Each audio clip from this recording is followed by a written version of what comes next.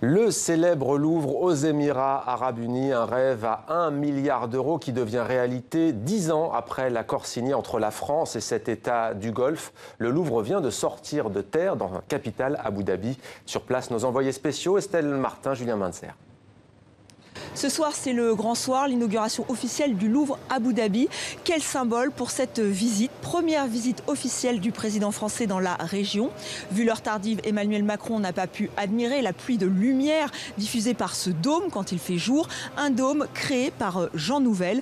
Emmanuel Macron a quand même pu visiter les galeries, découvrir cette première exposition du musée universel. Il était en compagnie de l'homme fort des Émirats Arabes Unis, le cheikh Mohammed bin Zayed. Les deux hommes se sont exprimés et cette soirée se termine donc en musique avec un grand concert, donné par un groupe français, Orchestra Insulata, et des chants émiriens.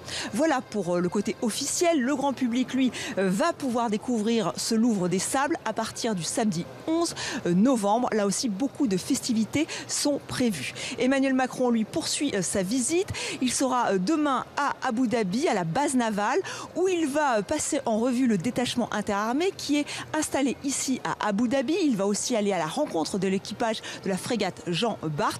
Et il est revenu sur des dossiers très sensibles dans une interview accordée à ce journal, ce quotidien émirien. Il a rappelé qu'il fallait mener une guerre totale contre Daesh. Il a rappelé aussi le rôle prépondérant des Émirats Arabes Unis. Un musée salué par les uns, vivement critiqué par les autres. Avec nous pour en parler, Alexandre Kazerouni, bonsoir. Bonsoir. Merci d'être avec nous. Vous êtes l'auteur de ce livre, Enquête, le miroir des chers musées et politiques dans les principautés du Golfe Persique. C'est aux éditions PUF. Le journal français Libération titrait ce matin « Louvre Abu Dhabi, un deal en or massif, en art massif ». Un deal en art massif, est-ce que vous êtes d'accord ? Ça a rapporté beaucoup d'argent. C'est-à-dire l'incitation financière pour la partie française est forte. Vous avez rappelé, c'est 1 milliard d'euros.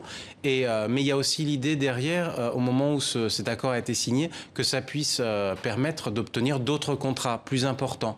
Mais entre-temps, le contrat, par exemple, sur les installations nucléaires civiles a été perdu par les Français. Alors que la France comptait beaucoup sur ce projet. Alors, faut-il s'inquiéter, comme disent certains, d'une forme de marchandisation de la culture avec cet établissement culturel? Alors, marchandisation de la culture, c'était l'accusation principale au moment de la polémique qui a éclaté quand le Louvre Abu Dhabi a été annoncé, 2006-2007. Ouais. Mais marchandisation de la culture, qu'est-ce que ça voulait dire? Les conservateurs français avaient peur que ce Louvre Abu Dhabi, ce soit le commencement d'un phénomène comme aux États-Unis. C'est-à-dire un Guggenheim qui ouvre des branches partout dans le monde et qui transforme un grand musée américain en une multinationale. Or là, c'est pas du tout ce qui s'est passé. On n'a pas eu le Louvre qui allait chercher des marchés et créer des succursales. C'est quelques princes à Abu Dhabi qui sont venus au contact des dirigeants français pour obtenir un Louvre à Abu Dhabi. Et au début, ils ont essayé un refus.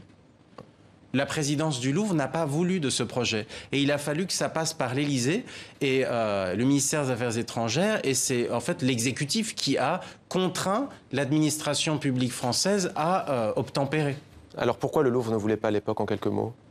Le Louvre n'en voulait pas parce que, à l'époque, il y avait de toute façon un rapprochement avec le Qatar pour le projet phare du Louvre, qui était le département des arts de l'islam. Ouais. Et donc, il y avait peut-être au sein du Louvre une crainte de tisser des relations avec tout le monde et au final de n'arriver à rien. Diriez-vous que cet État du Golfe s'achète une image avec ce musée? Oui, et même un petit peu plus. En fait, ce qu'ils essaient d'acheter avec ce musée, c'est les élites culturelles françaises. Tout comme ils essaient d'acheter les élites culturelles britanniques, allemandes, américaines, parce qu'ils ont vraiment pris conscience que ces grandes puissances militaires occidentales, c'était des démocraties. Et que si on voulait que ces démocraties interviennent en cas de crise, il fallait aussi avoir de son côté leurs opinions publiques. C'est pourquoi, depuis les années 90 au Qatar et un peu plus tard à Abu Dhabi, ils se sont mis à essayer d'intéresser à leur survie politique ceux qui sont les acteurs culturels. Donc ça va du sportif jusqu'aux artistes en passant par des universitaires. Ouais. Et donc on a le triptyque stade,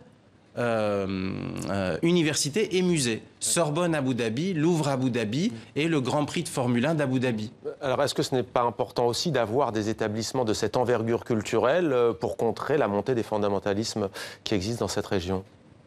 Alors, ça joue un rôle, effectivement, mais ça explique davantage pourquoi le Qatar s'est lancé dans toutes ces questions. C'est sûr qu'aujourd'hui, si on regarde la ligne de partage sur ce qu'est la culture, on voit qu'elle met d'un côté les principautés et de l'autre l'Arabie saoudite. Ouais.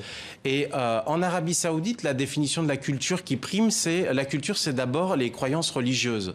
Alors que pour ces principautés, donc que ce soit le Qatar ou Abu Dhabi, maintenant, vraiment la définition à l'européenne. La culture, ce sont les arts. Oui, la culture, ce sont les arts. Merci beaucoup, Alexandre Caserouni. Le Miroir des chairs, c'est aux éditions PUF. Merci d'avoir répondu à nos questions. Merci.